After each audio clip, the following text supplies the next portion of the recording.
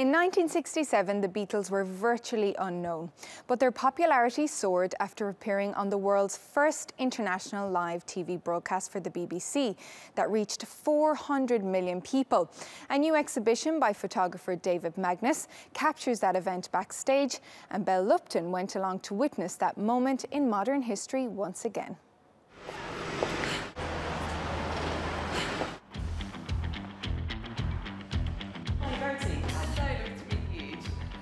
So Verity, tell us what this show is all about.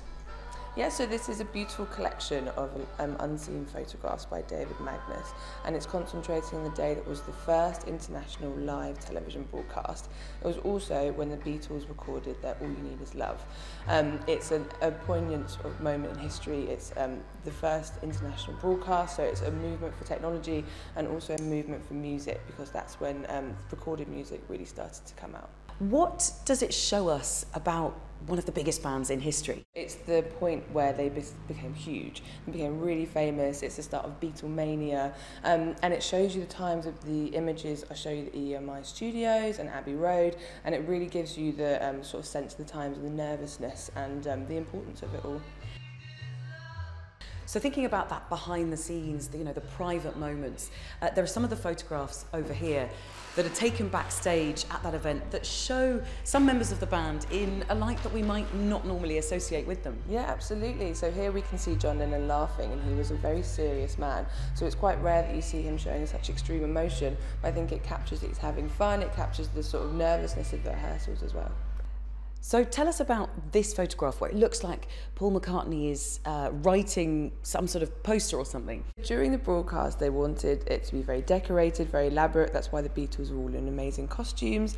And so what they said to the band members, that if you want to do something personal, you're very welcome to. So Paul McCartney wrote a poster to his Aunt Millie in Australia saying, "Come home, Millie." So it's very sweet. So a historic moment, and of course, in this first live broadcast, there were quite a few other famous musicians around, weren't there? Yeah, indeed. So hanging around in rehearsals and in the background, there's lots of other famous musicians and artists and girlfriends and friends of the band as well.